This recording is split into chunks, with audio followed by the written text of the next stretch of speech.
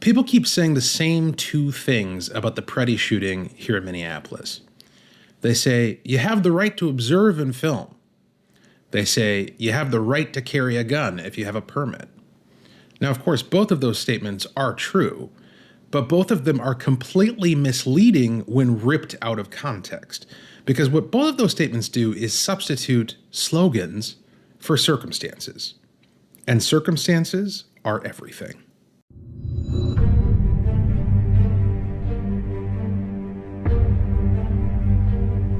Let's start with the gun. Yes, in Minnesota, if you have a permit, you can carry a firearm. That's absolutely true.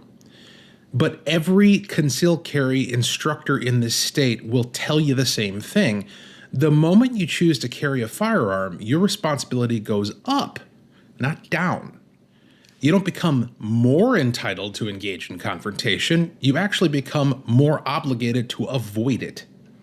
Here in Minnesota, we have what's called a duty to retreat, which means if a judge later decides after the fact that you could have reasonably avoided a conflict, even if you felt threatened at the time, you could still go to prison for using your firearm. That's not theory. That's the real law here in this state. And anyone who teaches carry knows it. So the idea that a carry permit somehow entitles someone to walk into an active area of federal law enforcement, get into a physical confrontation with armed agents, and then claim, well, I had the right to be there. That's not how any of this works at all. If anything, being armed creates an elevated duty to stay away from such volatile situations. Because now, by doing that, you're introducing lethal force into the environment, you're increasing the perceived threat to officers, and you're dramatically narrowing their reaction window. Now, that's not politics, that's physics.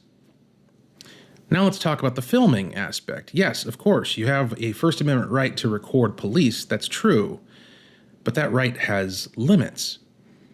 Even professional journalists can't just walk into an operational zone and demand whatever angle they want. They're required to follow lawful orders. They're required to not interfere with the operation. They're required to respect safety perimeters. Because filming and documenting does not override lawful operational control. You don't get to insert yourself into the middle of an arrest and say, I'm the press, I'm a citizen journalist, I'm observing. Because that's not observation, that's interference. And here's the problem with how this is being discussed right now in the public. People are using abstract rights language to excuse concrete behavior.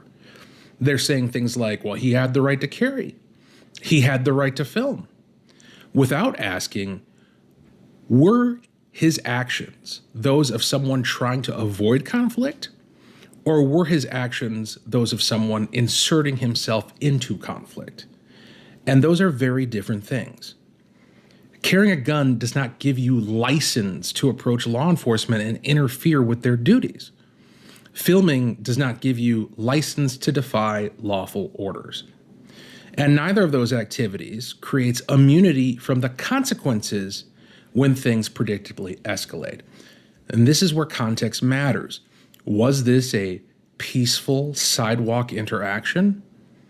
Or was this the middle of an enforcement operation?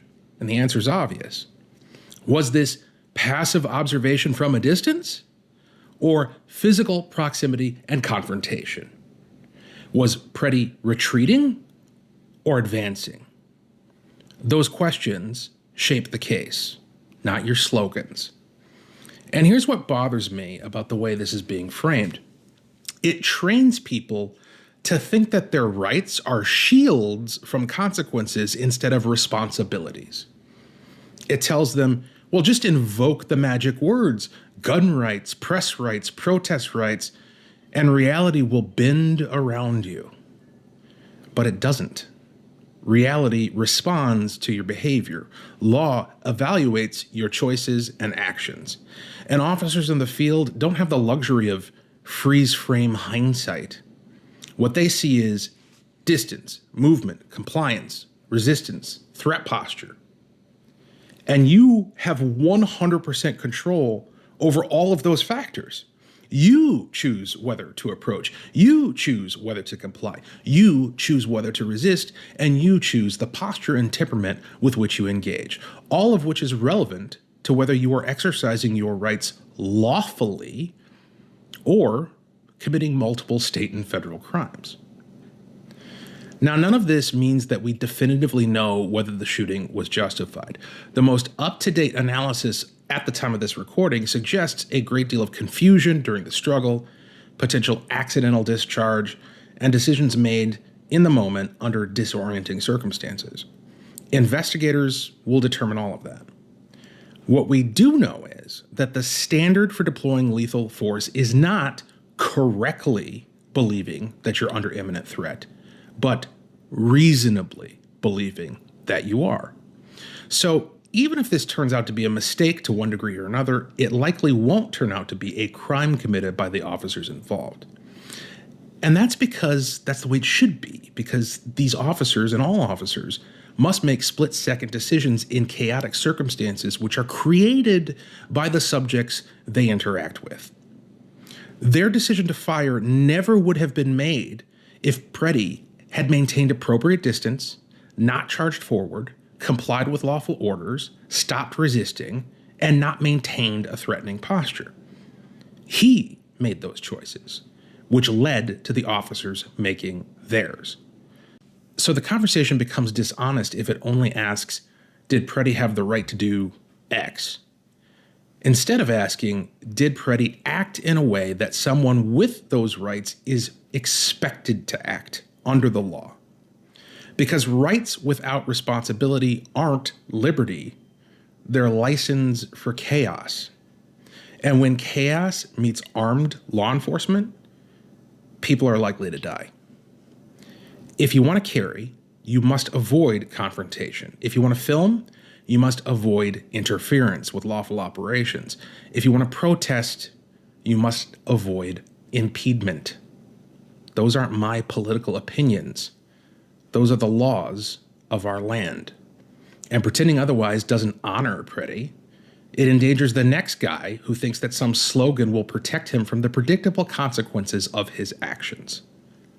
The tragedy here isn't just what happened, it's how people in influence are talking about it, and what the public is inferring from those misguided and inaccurate comments. The public is being taught by far too many, you're entitled to walk into danger. No, you're obligated to stay out of it. And until we start talking about that part, we're not talking about what actually matters. Today's video is sponsored by TireGit. They make it simple to order tires online without the dealership nonsense. Use code GRIT at checkout for 3% off. Links in the description. If this put words to something you've been thinking, hit like. Subscribe for clear, unfiltered analysis several times a week. See you next time.